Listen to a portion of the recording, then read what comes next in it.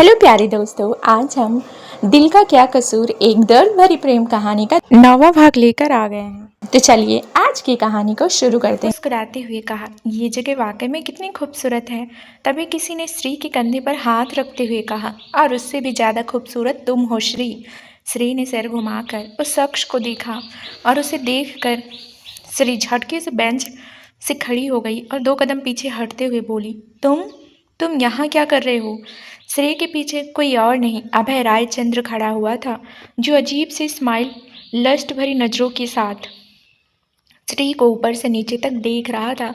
अभय रायचंद की नज़रें श्री को बहुत ही ज़्यादा बेचैन कर रही थी। अभय रायचंद ने श्री की तरफ कदम बढ़ाते हुए कहा, ये होटल मेरे दोस्त का है, तो मेरा यहाँ आना जाना तो लगा ही रहता है। वैसे तुम बताओ, तुम कैसे आई हो यहाँ? पर श्री उसकी बात का कोई जवाब नहीं देना चाहती थी, इसलिए वो चुपचाप वहाँ से जाने लगी। पर उससे पहले ही अभय ने उसका हाथ पकड़कर उसे रोकते हुए कहा, मैं तुमसे बात कर रहा हूँ, तुम ऐसे मुझे इग्नोर करके कहाँ जा रही हो? श्री ने झटके से अपना हाथ छुड़ाते हुए कहा, पर मैं तुम जैसे इंसान से बात नहीं करना चाहती हूँ। क्या तुम्हें समझ नहीं आ रहा है? कहकर श्री एक बार फिर से जैसे ही जाने लगे, अभय जल्दी से उसके सामने आया और उसका रास्ता रोकते हुए कहा, मुझ जैसा इंसान से तुम्हारा क्या मतलब है श्री? बोलो। श्री को अब अभय पर गुस्सा इतना आया कि श्री ने धीरे से मगर गुस्से भरे लहजे में कहा, तुम अच्छे से जानते हो कि तुम किस तरह के इंसान हो। मैं भूली नहीं हूँ कि तुमने मेरे साथ क्या किया था। श्री की बात सुनकर अभय ने अपने होठों को गोल करते हुए कहा, ओह, तो श्री मैडम को अभी भी उस वक्त का गुस्सा है। चिल करो ना यार, मैं तो तुमसे बहुत ही प्यार से कह रहा था कि मेरे साथ कोऑपरेट करो, पर तुम मेरी बात मान ही नहीं रही थी, तो इसलिए मुझे थोड़ा सा फोर्स। पर उससे पहले अभय कुछ कहता, श्री ने उसकी तरफ उंगली पॉइंट करते हुए कहा, अपनी बकवास बंद करो अभय रायचंद, और अपनी गलत नीयत को सही ठहराने की कोशिश मत करना, और दोबारा मेरा रास्ता तो बिल्कुल मत रोकना। श्री की इस तरह से बात करने से अभय को अब गुस्सा आ गया। वो श्री के और भी करीब जाते हुए बोला, तो क्या करोगी तुम? बोलो। तुम ना उस वक्त कुछ कर पाई थी और ना अब कुछ कर पाओगी, और वैसे भी तुम्हारा साथ देगा कौन? तुम्हारा वो पति जो तुम पर ही शक करता है। अभय की ये बात सुनकर श्री को अपना दिल जैसे टूटता हुआ सा महसूस हुआ। उसने अपनी नज़रें दूसरी तरफ कर ली, जैसे अपनी आंखों में उमड़ आए दर्द को छुपाने की कोशिश कर रही हो। सही तो था, उस वक्त रणविजय को श्री का साथ देना चाहिए था। भले ही रणविजय श्री से कितनी भी नफरत करे, लेकिन दुनिया की नज़र में श्री रणविजय की बीवी थी। कम से कम इसी हक से ही सही रणविजय को श्री का साथ देना चाहिए था। वहीं श्री को वीक पड़ते देखकर अभय की हिम्मत और बढ़ गई। अभय जैसे ही उसके और भी करीब जाने वाला था, श्री ने उसको खुद से दूर धकेला और गुस्से से एक थप्पड़ अभय के मुंह पर लगा दिया। श्री की इस हरकत से अभय एकदम से गुस्से से आग बबूला हो गया। उसने अपनी लाल आंखों से श्री को देखा और उसकी तरफ बढ़ते हुए कहा, तुम्हारी हिम्मत कैसे हुई मुझ पर हाथ उठाने की? कहने के साथ अभय ने श्री का हाथ पकड़ उसे मोड़ा और पीठ से लगाकर उसे अपने करीब कर लिया। श्री को अपने हाथ में बहुत तेज दर्द हो रहा था, इसलिए वो अभय की पकड़ से छूटने के लिए छटपटाने लगी, पर अभय ने उस पर अपनी पकड़ और भी ज़्यादा कसते हुए कहा, आज तक किसी लड़की की हिम्मत नहीं हुई मुझसे ऊंची आवाज़ में बात करने की, और तुम मुझ पर सीधा हाथ उठा बैठी। इस थप्पड़ को भूलूंगा तो नहीं श्री, और ना ही तुम्हें भूलने दूंगा। वहीं प्राइवेट रूम में मीटिंग अब तक खत्म हो चुकी थी। एक एक कर सभी बिजनेसमैन वहां से चले गए थे। रणविजय अपने हाथ में वाइन का गिलास पकड़े हुए ग्लास वॉल के सामने खड़ा हुआ बाहर की तरफ देख रहा था। वहीं नायरा अभी तक रूम से बाहर नहीं आई थी। वो सोफे पर बैठे हुए रणविजय को ही देख रही थी और कुछ सोच रही थी। वो खड़ी हुई और रणविजय के पास आकर उससे कुछ कहने ही वाली थी कि तभी रणविजय के फेस के सख्त एक्सप्रेशन देखकर वो कहते कहते रुक गई। दरअसल रणविजय एक साइड कुछ देख रहा था। उसकी आंखों के भाव बहुत ही ज़्यादा सर्द नजर आ रहे थे। नायरा ने रणविजय के पीछे नज़रों का पीछा किया, जहाँ पर रणविजय गुस्से से भरी नज़रों से देख रहा था। दरअसल जिस जगह रणविजय खड़ा था वहां से गार्डन एरिया पूरा साफ नजर आ रहा था। रणविजय अभय और श्री को साफ देख पा रहा था। हालांकि इस वक्त वो 4th फ्लोर पर था, जिस वजह से उसे सिर्फ यही नजर आ रहा था कि श्री अभय के साथ कुछ बात कर रही है, लेकिन रणविजय ये भी बर्दाश्त नहीं कर पा रहा था, इसलिए गुस्से से उसकी पकड़ अपने वाइन के गिलास पर कस गई। वहीं नायरा तो उस तरफ का नज़ारा देखकर मन ही मन बड़ी खुश हो रही थी। उसने सादरी स्माइल के साथ रणविजय से कहा, देख रहे हो रणविजय, तुम्हारी बीवी भरोसे के लायक तो बिल्कुल नहीं है। अरे, जो अपनी बहन के होने वाली पति के साथ रात बिता सकती है, वो कुछ भी कर सकती है। पता नहीं तुमने क्या सोचकर इसके साथ। इसके आगे नायरा कुछ कहती कि रणविजय ने तिरछी नज़रों से उसे देखा और कहा, मैंने तुमसे इस बारे में राय नहीं मांगी है नायरा। ये मसला मेरा और मेरी बीवी के बीच का है। बेहतर होगा कि तुम कुछ ना बोलो। ये कहकर रणविजय ने अपनी वाइन का गिलास एक ही घूंट में ख़त्म किया और उसे टेबल पर रखकर रूम से बाहर निकल गया। नायरा ने उसे जाते हुए देखा और वापस गार्डन की तरफ देखते हुए कहा, इस मौके को मैं इतनी आसानी से तो नहीं जाने दूंगी रणविजय। आखिर मौका खुद चलकर मेरे सामने जो आया है। वहीं गार्डन एरिया में श्री घबराहट और डर के मिले जुले भाव से अभय को देख रही थी। अभय ने अजीब सी हंसी हंसते हुए कहा, मैं भी देखता हूँ कितने दिन तक तुम मुझसे सेफ रह पाती हो, इसलिए मेरी बात मानो, तुम मेरी बन जाओ, क्योंकि वह रणविजय तुम्हारे लायक तो बिल्कुल नहीं। कहकर अभय ने जैसे ही अपनी पकड़ ढीली की, श्री ने अभय को खुद से दूर धकेला और जल्दी से वहां से भाग गई। लिफ्ट के पास पहुंचकर श्री ने अपने आंसू पोंछे और लिफ्ट में पहुंचकर टॉप फ्लोर का बटन प्रेस कर दिया। कहा तो उसका मूड अभी कुछ देर पहले तक बहुत अच्छा था, लेकिन अभय की बातें सुनकर उसे अब बहुत ही रोना आ रहा था। कुछ ही देर में श्री टॉप फ्लोर पर पहुंच गई। श्री ने अपने कदम अपने रूम की तरफ बढ़ाए और रूम का डोर ओपन कर जैसे ही वो अंदर आई तो पूरे रूम में अंधेरा देख कर श्री ने मन ही मन कहा, ये रूम में इतना अंधेरा क्यों है? इसके लाइट्स तो ऑन थी ना। श्री ने आगे बढ़कर लाइट ऑन की, तभी उसकी नज़रें सोफे पर बैठे हुए रणविजय पर गई, जो एक पैर पर दूसरा पैर चढ़ाए गुस्से से श्री को घूर रहा था। रणविजय ने अपना ब्लेजर उतार दिया था और अपने स्लीव्स को फोल्ड किया हुआ था। उसकी शर्ट के ऊपर के 2 बटन ओपन थे, जिसमें रणविजय बिल्कुल एक किलर लुक में नजर आ रहा था। रणविजय को इतना गुस्से में देखकर श्री कुछ पल के लिए तो हड़बड़ा गई। उसने कुछ कहने के लिए अपना मुंह खोला ही था कि तभी रणविजय ने सख्त लहजे में कहा, कहाँ से आ रही हो तुम इस वक्त? रणविजय की बात सुनकर श्री पहले तो कुछ बोल नहीं पाई, तो रणविजय ने इस बार तेज आवाज़ में कहा, मैंने कहा कहाँ से आ रही हो?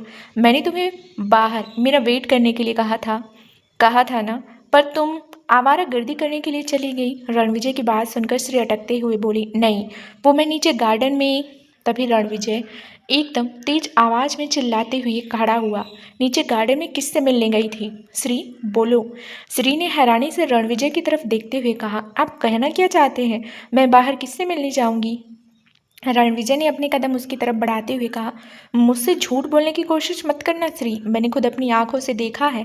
तुम उस अभय रायचंद से मिलने गई थी ना? उस दिन तो तुम बड़ा ड्रामा कर रही थी कि अभय रायचंद तुम्हारे साथ जबरदस्ती करने की कोशिश कर रहा था। श्री ने अब रणविजय को सफाई देना भी ज़रूरी नहीं समझा, क्योंकि वो जानती थी वो चाहे अपने लिए कितना भी कुछ बोले, रणविजय उसकी बात का भरोसा नहीं करेगा। इसलिए वो रणविजय की बात को इग्नोर कर वॉशरूम की तरफ बढ़ गई।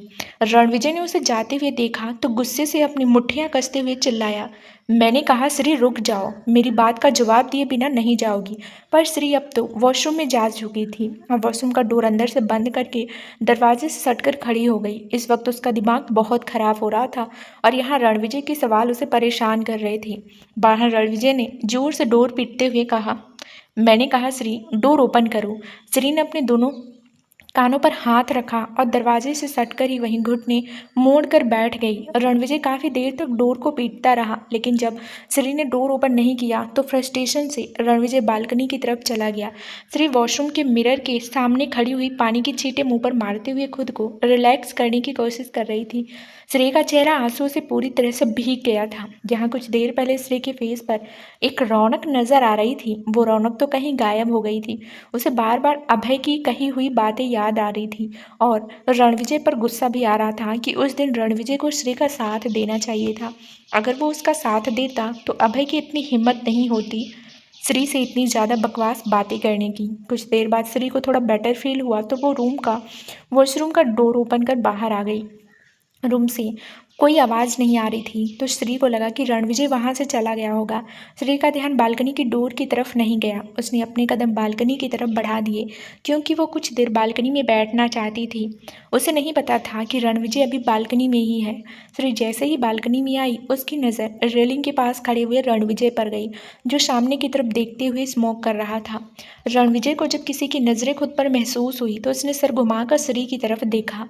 रणविजय को देखकर श्री वापस रूम में जाने के लिए पलटी, पर उससे पहले ही रणविजय भागकर श्री के सामने आकर खड़ा हो गया और उसका रास्ता रोकते हुए कहा, इतनी हिम्मत?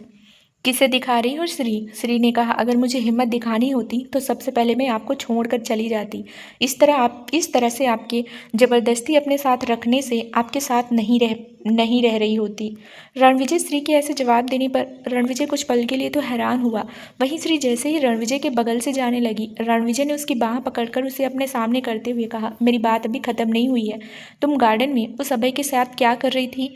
रणविजय की बात सुनकर श्री ने हैरानी से रणविजय को देखा और फिर एक सार्कास्टिक स्माइल के साथ कहा, बातें कर रही थी? और क्या कर रही थी? आपको पता है, उस अभय राजचंद ने मुझे एक ऑफर दिया है। रणविजय ने अपनी आंखें छोटी कर पूछा, ऑफर? कैसा ऑफर? तो श्री ने कहा, यही कि आपको छोड़कर मैं उसके साथ चली जाऊं और वो मुझे अपनी मिस्ट्रेस बनाकर रखेगा। अच्छा ऑफर था ना? मुझे लगता है कि मुझे उसे एक्सेप्ट कर लेना चाहिए था। श्री की बात सुनकर रणविजय का पारा एकदम से हाई हो गया। उसने श्री की दोनों बाजू को पकड़कर उसे लगभग झिझोड़ते हुए कहा, तुम पागल हो गई हो? कैसी बातें कर रही हो? और उस अब्बा ने तुमसे ये बात कही? तो श्री ने एक नफरत भरी स्माइल के साथ कहा, क्यों? क्या गलत कहा उसने मुझे? उन्होंने भी तो गलत नहीं कहा ना। मैं आपकी भी तो मिस्ट्रेस ही हूँ, और मिस्ट्रेस से तो एक दिन दिल भर ही जाता है। फिर आप मुझे छोड़ दोगे तो मेरे पास में कोई तो होना चाहिए ना, जिसके पास जाकर मैं रह सकूं। वो हमारा राजचंद कौन सा बुरा है? वो भी तो आप ही की तरह है ना। फिर उसका दिल भर जाएगा, फिर मैं किसी और के पास जाकर रहने लगूंगी। ठीक है ना? सही कह रही हूँ ना मैं? रणविजय का ये सुनना था कि उससे पहले गुस्से से एक जोर का थप्पड़ श्री के गाल पर लगा दिया, जिससे श्री फर्श पर जाकर गिरी। श्री ने गुस्से से पलटकर रणविजय की तरफ देखा और खड़ी होकर रणविजय के सामने आई और उसके कॉलर को पकड़कर चिल्लाती हुई बोली, क्यों क्यों बुरा लग रहा है आपको रणविजय? आपने मुझे यही तो बना दिया है, क्योंकि किसी की इज्जत बनने के लायक तो मैं रही नहीं। और अच्छा ही तो है, आप मुझे बर्बाद ही तो करना चाहते थे, तो देखिए आपने मुझे बर्बाद कर दिया, बर्बाद करके रख दिया रणविजय। क्योंकि अगर आप उस दिन मेरा साथ देती तो अभय की हिम्मत नहीं होती मुझसे ऐसी बात करने की। पर आज उसने मुझे ऐसा कहा क्योंकि उसे भी पता है कि मुझे प्रोटेक्ट करने वाला कोई नहीं है। कोई भी मुझसे ऐसी बात कर सकता है रणविजय। कहते हुए श्री अपने कदम पीछे की तरफ ले रही थी। उसका चेहरा गुस्से से, रोने से, तकलीफ से, दर्द से पूरी तरह से लाल हो गया था। वो चिल्ला रही थी, रो रही थी, जैसे चिल्ला चिल्ला कर अपने दिल के दर्द को बाहर निकालने की कोशिश कर रही हो। वहीं रणविजय श्री को ऐसे देखकर कुछ पल के लिए तो बिल्कुल ब्लैंक हो गया। वहीं श्री चिल्लाते हुए घुटनों के बल बैठी और कहा, आपने मुझे क्या बनाकर रख दिया रणविजय? हर किसी के लिए मैं खिलौना हूँ, सिर्फ एक खिलौना। हर कोई मुझसे खेलना चाहता है, कोई नहीं सोचना चाहता कि श्री भी एक इंसान है, उसे भी दर्द होता है। मेरे भी कुछ सपने थे रणविजय, मैं भी किसी का प्यार बनना चाहती थी, मैं भी किसी की बीवी बनकर अपनी ज़िंदगी बिताना चाहती थी, मैं भी चाहती थी कि मेरा भी परिवार हो। आपने भी तो मेरी कमज़ोरी का ही फ़ायदा उठाया ना, क्योंकि आपको पता था कि यह लड़की अकेली है ना, कोई नहीं है इसका साथ देने वाला। काश कोई होता जो मुझे अपनी बाहों में बांधकर कहता कि श्री डरो मत, मैं हूँ। पर कोई नहीं है जो मुझे ये फील करा सके। श्री रोए जा रही थी और गुस्से से बोलती भी जा रही थी। वहीं रणविजय के पैर जहाँ थे वो वहीं थम से गए। पता नहीं क्यों, पर श्री का इस तरह से टूटना रणविजय को कहीं ना कहीं एक अलग ही बेचैनी का एहसास करा रहा था।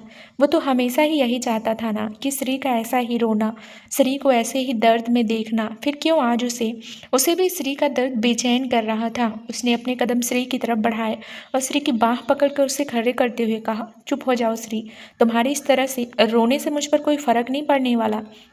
रणविजय ये बात कह तो रहा था, पर हाँ, उसे फर्क पड़ रहा था। श्री का हर आंसू जैसे उसके दिल पर गिर रहा हो। वो श्री को अपनी बाहों में भरना चाहता था, पर कुछ तो ऐसा था जो उसे रोक रहा था। शायद उसकी नफरत उसकी फीलिंग्स पर कहीं ज़्यादा भारी पड़ रही थी। श्री ने एक बार फिर से अपनी बाहें रणविजय के हाथ से छुड़ाते हुए कहा, क्यों? मुझे देख नहीं पा रहे हो ऐसे रोते हुए? हाँ, आप तो यही चाहते थे ना मुझे इतने दर्द में देखना, तो देखो ना रणविजय, देखो मुझे दर्द में। आपके दिल को सुकून तो मिल रहा होगा ना, पर मैं आपसे नफरत करती हूँ रणविजय, बेइंतहा नफरत। और जिस दिन मैंने खुद को बेगुनाह साबित कर दिया, उस दिन के बाद से मैं आपकी शक्ल भी नहीं देखना चाहूँगी और चली जाऊँगी हमेशा के लिए यहाँ से। कहकर श्री ने अपने आंसू पोंछों और रूम की तरफ बढ़ गई। रणविजय उसे जाते हुए ही देखता रहा और वापस आकर काउच पर बैठ गया। उसने अपना सिर काउच की बैक पर टिकाया और अपनी आंखें बंद कर ली। इस वक्त उसके कानों में तो बस श्री की ही आवाज़ गूंज रही थी। कि मैं तुमसे नफरत करती हूँ रणविजय, बेइंतहा नफरत। काफ़ी देर तक रणविजय ऐसे ही बैठा रहा। कुछ देर बाद वो उठकर रूम में आया तो उसकी नज़र बेड पर गई जहाँ श्री खुद को ब्लैंकेट से कवर कर किए लेटी हुई थी, पर उसकी सुबकने की आवाज़ रणविजय को सुनाई दे रही थी। वो समझ गया कि वो अभी भी रो रही है। रणविजय ने अपनी नज़रें दूसरी तरफ फेरी और गाड़ी की चाबी उठाकर रूम से बाहर निकल गया।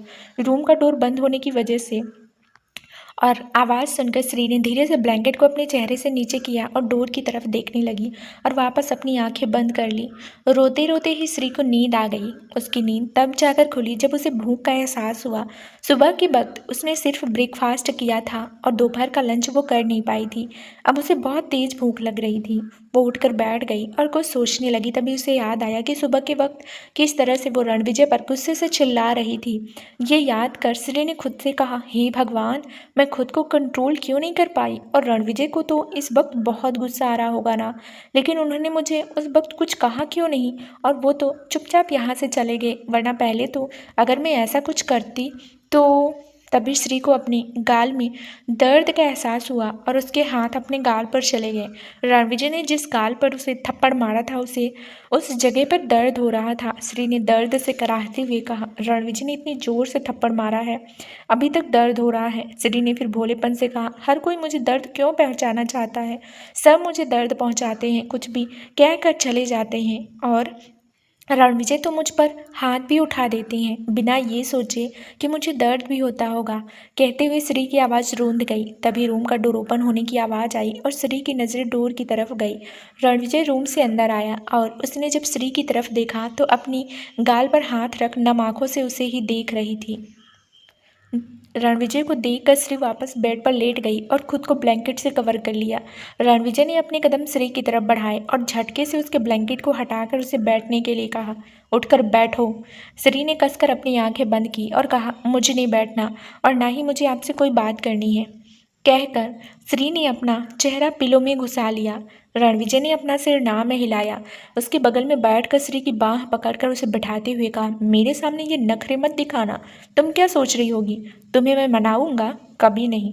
वहीं रणविजय के ऐसे खींचने से श्री को अपनी बाहों में दर्द हो रहा था, क्योंकि रणविजय ने बहुत सख्त तरीके से श्री की बाह पकड़ी थी। उस वक्त श्री गुस्से में थी, जिस वजह से उसे इतना महसूस नहीं हुआ, लेकिन अब उसे पता चल रहा था कि रणविजय की पकड़ उसकी बाह पर कितनी कसी हुई है। श्री के ऐसा कराहने से रणविजय ने पूछा, क्या हुआ? तो श्री ने रणविजय के हाथ पर अपना हाथ रखते हुए कहा, मेरी बाह छोड़िए, मुझे दर्द हो रहा है। रणविजय की नज़र श्री की बाह पर गई, जिस पर उसकी उंगलियों के निशान साफ नजर आ रहे थे। अब जाकर उसे पता चला कि उसने श्री की बाह को कितनी कसकर पकड़ा हुआ था। रणविजय ने अपना गला साफ करते हुए कहा, हद है, मैंने तो नॉर्मल तरीके से पकड़ा है, अब तुम इतने नाजुक हो कि इतने से ही तुम्हारे हाथ पर निशान बन गए, तो मेरी गलती नहीं है। तो श्री ने भी मुंह बनाते हुए अपनी नज़र दूसरी तरफ फेरी और कहा, हाँ, और थप्पड़ भी तो आपने हल्के से ही मारा था ना, वो तो मेरे गाल नाजुक है इसलिए मुझे दर्द ज़्यादा हो रहा है। रणविजय ने हैरानी से श्री की तरफ देखा तो उसकी नज़र श्री के गाल पर गई। वाकई में श्री के नाजुक से गालों पर रणविजय की सख्त उंगलियों के निशान छपे हुए थे और वहाँ पर हल्की स्वेलिंग भी नजर आ रही थी। रणविजय ने गहरी सांस ली और इंटरकॉम पर आइस पैक लाने का ऑर्डर दिया। फिर साइड के ड्रॉवर से एक आइसमेंट निकाला और उसे श्री के गाल पर अप्लाई करने लगा। श्री ने हैरानी से रणविजय की तरफ देखा, क्योंकि ये पहली बार था जब रणविजय उसे अपने हाथ से दवा लगा रहा था। श्री ने अपना चेहरा थोड़ी दूर करते हुए कहा, ये क्या कर रहे हैं आप? ये तो आपकी नफरत के लिहाज से बिल्कुल ठीक है ना? आपको तो मुझे चोट पहुंचाना है, तो आप दवा क्यों लगा रहे हैं? रणविजय ने सख्त एक्सप्रेशन के साथ कहा, चुपचाप मुंह को बंद करके बैठी रहो और ये मत सोचो ना कि मैं तुम्हारी केयर कर रहा हूँ। दरअसल शाम को हमें एक पार्टी में जाना है और मैं नहीं चाहता कि तुम ऐसी शक्ल लेकर वहाँ जाओ। रणविजय ने दोबारा चोट पर दवा अप्लाई करते हुए कहा, वहाँ पर मेरे कई सारे बिजनेस पार्टनर भी मौजूद होंगे और जैसा कि पूरी दुनिया जानती है कि तुम मेरी बीवी हो, तो मैं नहीं चाहता कि तुम्हारा ऐसा होलिया देखकर मेरी रेपुटेशन पर किसी तरह की बात आए। श्री ने एक फीकी स्माइल के साथ कहा, ओह, तो आपको इस बात का डर है कि कहीं दुनिया वालों को ये ना पता चले कि आप अपनी बीवी को किस तरह से हर्ट करते हैं। रणविजय, जो कि श्री के गाल पर दवा अप्लाई कर रहा था, उसने श्री की आंखों में देखा और कहा, नहीं, मैं नहीं चाहता कि दुनिया को ये पता चले कि मेरी बेबी कितनी कैरेक्टरलेस है, जिस वजह से मुझे उसे ऐसे ट्रीट करना पड़ता है, समझी। रणविजय की बात सुनकर स्त्री कुछ पल तक तो उसे देखती रह गई, फिर नफरत से अपनी नज़रें दूसरी तरफ फेरते हुए मन ही मन कहा, इस हार्टलेस इंसान से भला मैं किसी तरह की इंसानियत की उम्मीद कैसे रख सकती हूँ। ये सिर्फ मुझे दर्द ही पहुँचा सकते हैं। तभी रूम का डोर नॉक हुआ तो रणविजय ने एक नज़र रूम के डोर की तरफ देखा और फिर श्री की तरफ, जो अपनी नज़रें दूसरी तरफ फेरे हुए बैठी हुई थी। रणविजय ने खड़े होकर रूम का डोर ओपन किया तो सामने ही वेटर आइस पैक लिए हुए खड़ा हुआ था। रणविजय ने पैक लिया और रूम का डोर बंद कर दिया और वापस श्री के पास आकर बैठ गया। रणविजय ने जैसे ही आइस पैक को श्री के गाल पर रखा, श्री के मुंह से दर्द भरी सिसकारी निकली। वो अपना चेहरा दूसरी तरफ करने लगी तो रणविजय ने उसके चेहरे को पकड़कर रोकते हुए कहा, हिलो मत, इससे तुम्हारी स्वेलिंग जल्दी खत्म हो जाएगी। कहकर रणविजय श्री के गाल की सिकाई करने लगा, पर श्री दर्द की वजह से बार बार अपना चेहरा दूसरी तरफ कर रही थी। रणविजय ने श्री को पकड़कर अपनी गोद में बैठाया और उसके सर को अपने सीने से लगा दिया और फिर उसके गाल की शिकाई करने लगा। अब श्री अपना चेहरा हिला भी नहीं पा रही थी, क्योंकि उसका एक गाल तो रणविजय के सीने से लगा हुआ था और दूसरे गाल पर रणविजय ने इस वक्त पकड़ रखा हुआ था। कुछ पल तक तो श्री रणविजय से छूटने की कोशिश करने लगी, पर आखिरकार उस आई पैक से धीरे धीरे आराम मिल रहा था, इसलिए उसने भी अब कोशिश करना बंद कर दिया। कुछ देर बाद रणविजय ने आइस पैक को वापस साइड पर टेबल पर रखा और श्री को झटके से अपनी गोद से उठाकर बेड पर धकेलते हुए कहा, कुछ ही देर में तुम्हारी ड्रेस आ जाएगी, उसे पहनकर रेडी हो जाना और मुझे किसी तरह के नखरे नहीं चाहिए। कहकर रणविजय जैसे ही वॉशरूम की तरफ जाने लगा, वो वापस मुड़ा और श्री से कहा, और वहाँ पर कोई भी उल्टी सीधी हरकत मत करना, वरना तुम्हारे लिए बेहतर नहीं होगा। कहकर रणविजय वॉशरूम में चला गया। श्री, जो रणविजय के धकेलने से बेड पर लुढ़क गई थी, उसने सीधे बैठते हुए कहा, उल्टी सीधी हरकत तो आप करते हैं, मैं नहीं। रात के करीब 8 बजे रणविजय मिरर के सामने खड़े होकर अपने बालों को जेल से सेट कर रहा था। इस वक्त रणविजय ने एक ब्लैक कोट, ब्लैक पैंट और वाइट शर्ट पहनी हुई थी। शर्ट के ऊपर के बटन ओपन होने की वजह से ही रणविजय की मस्कुलर चेस्ट उसे काफ़ी हॉट लुक दे रही थी। वहीं श्री थोड़ी दूरी पर खड़ी हुई अपनी ड्रेस को एडजस्ट करने की कोशिश कर रही थी। दरअसल श्री ने एक नेवी ब्लू कलर की सिमरी लॉन्ग ड्रेस पहनी हुई थी, जो पूरी तरह से बॉडी फिटेड थी। उस ड्रेस की बैक भी काफ़ी ज़्यादा डीप थी और आगे से भी उसका गला काफ़ी ज़्यादा डीप था, जिस वजह से श्री को काफ़ी अनकंफर्टेबल फील हो रहा था। और साइड कट होने की वजह से श्री के एक साइड के पैर काफ़ी ज़्यादा विजिबल हो रहे थे। श्री कभी उसे अपने पैरों से खींचती तो कभी अपनी कंधों से। उसे तो इस ड्रेस में रणविजय के सामने ही शर्म आ रही थी, और फिर वो पार्टी में तो कितने लोग होंगे, ये सोचकर श्री की हालत ख़राब हो रही थी। रणविजय ने मिरर से ही श्री की हरकत को नोटिस किया, फिर अपनी वॉच उठाकर पहनते हुए कहा, तुम्हारे खींचने से ना तो ये ड्रेस बड़ी हो जाएगी और ना ही तुम इस ड्रेस में अच्छे से कवर हो पाओगी। श्री ने परेशान होते हुए कहा, पर मैंने आज तक कभी ऐसे कपड़े नहीं पहने हैं, भला ये भी कोई ड्रेस है जिसमें पूरा शरीर दिख रहा है। रणविजय ने पलट कर श्री की तरफ देखा और उसे ऊपर से नीचे तक देखते हुए एक मन ही मन कहा, वाकई में ये ड्रेस को ज़्यादा ही बॉडी लिविंग है, पर आज जो इसने हरकत की है ना, इसके लिए इसे पनिशमेंट तो ज़रूर मिलेगी, इसलिए ये ड्रेस मैं तुम्हारे लिए खुद सेलेक्ट करके लाया हूँ श्री, ताकि तुम्हें तुम्हारी औकात दिखा सकूँ। सोचते हुए रणविजय के फेस पर एक एविल स्माइल आ गई।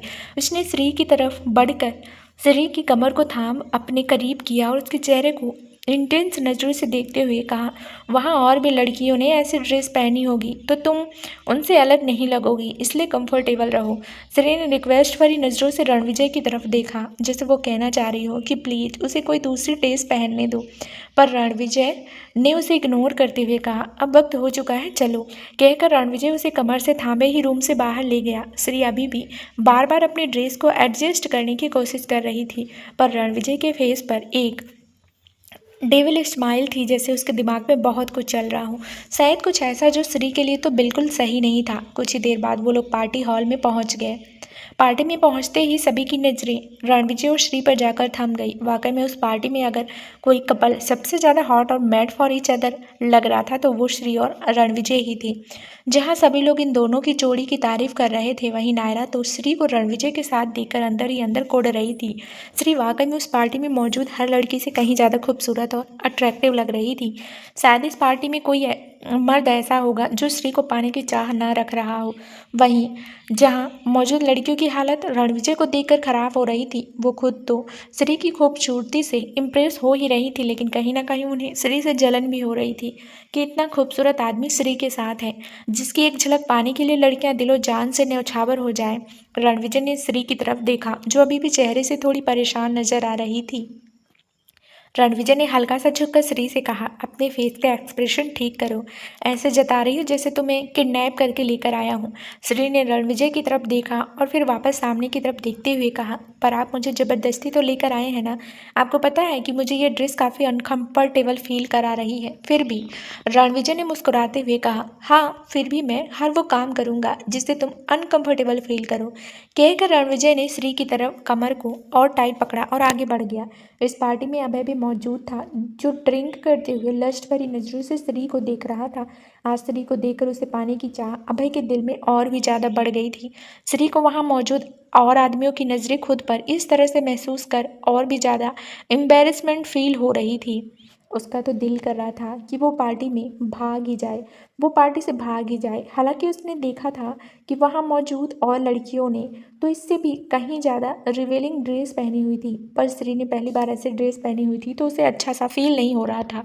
अभय बार काउंटर पर बैठा हुआ ड्रिंक की सिप ले रहा था, तभी नायरा अभय के पास आकर बैठ गई और अपने लिए एक ड्रिंक ऑर्डर करते हुए उसने अभय की तरफ देखा, जो हसरत भरी नज़रों से श्री को ही देख रहा था। अभय की नज़रों को देखकर नायरा के फेस पर एक सातिर स्माइल आ गई। उसने मुस्कुराते हुए ड्रिंक ग्लास उठाया और उसका एक सिप लेते हुए कहा, देख क्या रहे हो, पाना चाहते हो उसे। अभय ने नायरा की तरफ देखा और ड्रिंक का सिप लेते हुए कहा, हसरत तो है पाने की और एक दिन पा भी लूँगा। तो नायरा ने हंसते हुए कहा, तो देर क्यों करते हो, अपनी ये हसरत आज ही पूरी कर लो ना। अभय ने कहा, देख नहीं रही हो उसके साथ में रणविजय है। तो नायरा ने रणविजय की तरफ देखा और कहा, चिंता मत करो, अगर तुम उसके साथ आज एक रात बिता भी लेते हो तो भी रणविजय को बुरा नहीं लगेगा, क्योंकि रणविजय उसे अपनी मिस्ट्रेस से ज़्यादा कुछ नहीं मानता। हालांकि नायरा ने तो ये बात अंदाज से ही कही थी क्योंकि वो अभय को शाह देना चाहती थी, पर नायरा को तो पता नहीं था कि वाकई में रणविजय श्री को अपनी मिस्ट्रेस से ही समझता है। वहीं नायरा की बात सुनकर अभय ने हैरानी से उसे देखा और कहा, व्हाट, पर वो तो उसकी बीवी है ना। तो नायरा ने हंसते हुए कहा, बीवी माय फुट, नफरत करता है वो उससे। दरअसल रणविजय ने इस लड़की के चक्कर में अपने प्यार को खो दिया था, तो बस इसने उसे सजा देने के लिए ही अपने साथ रखा हुआ है।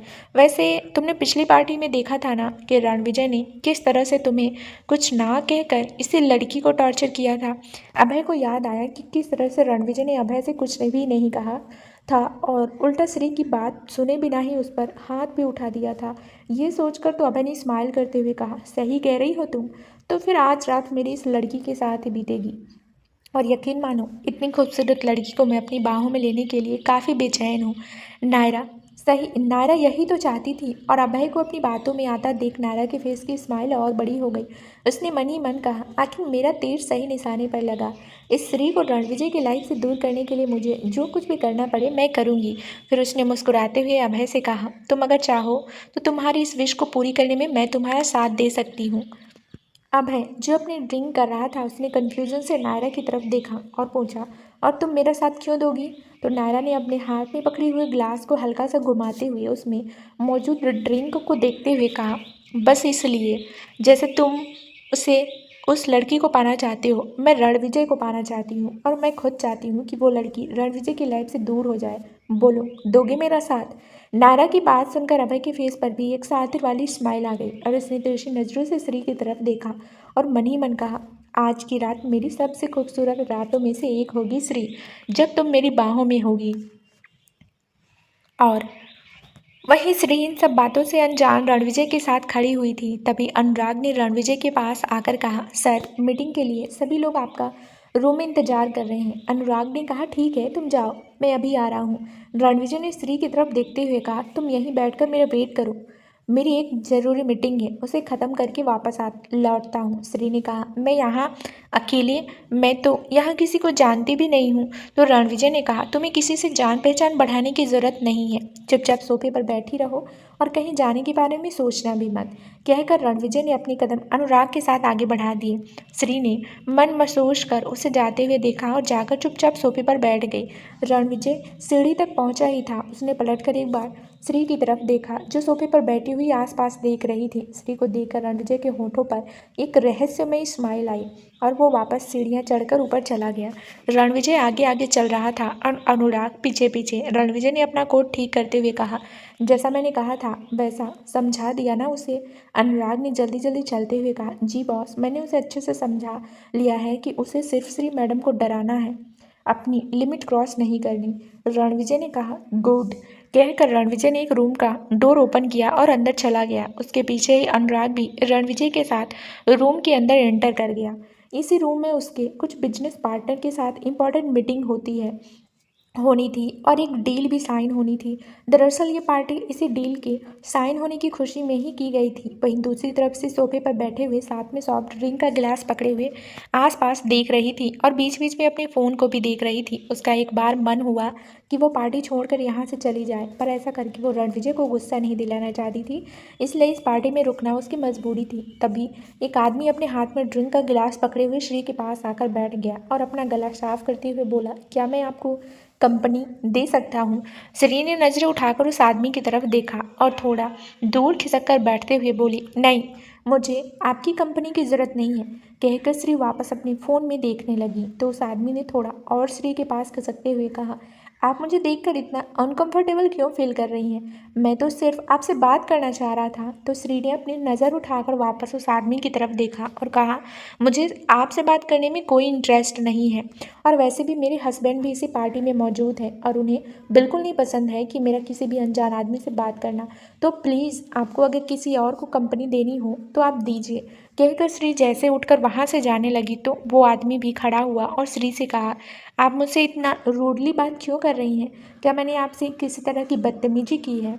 श्री, जो अब उस आदमी की बातों से इरिटेट होने लगी, उसने पलटकर उस आदमी की तरफ देखा और कहा, क्योंकि मैं अनजान लोगों से बात करना पसंद नहीं करती हूँ, और ख़ासकर उन लोगों से जो ज़बरदस्ती आपसे बात करने की कोशिश करें। क्या आपको मेरे बिहेवियर से लग नहीं रहा कि मैं आपसे बात नहीं करना चाहती हूँ?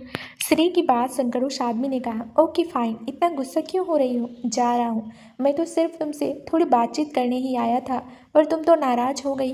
श्री ने अब उस आदमी से कुछ भी नहीं कहा और दूसरी तरफ चली गई। वहीं उस आदमी ने श्री को देखकर ड्रिंक का एक सिप लिया और अपने कदम आगे बढ़ा दिए। श्री अभी थोड़ा आगे गई ही थी कि तभी एक वेटर ने आकर श्री के हाथ में एक पर्ची थमाई और कहा, ये मिस्टर चौहान ने आपको देने के लिए कहा है। श्री ने पहले तो उस पर्ची की तरफ देखा और फिर वेटर से कहा, आपका कहने का मतलब है रणविजय चौहान ने मेरे लिए ये पर्ची दी है? तो वेटर ने कहा, जी मैम। फिर वो वेटर वहाँ से चला गया। श्री ने अपने हाथ में पकड़ी हुई पर्ची को देखा और एक नज़र अपने आसपास देखा, फिर मन ही मन कहा, ऐसा भी क्या लिखा हुआ है इसमें, और ये मुझे फ़ोन भी तो कर सकते थे ना। श्री ने उस पर्ची को ओपन करके देखा तो उसमें लिखा था कि रूम नंबर 806 में मेरा वेट करो, मैं कुछ देर में वहीं पहुँच रहा हूँ।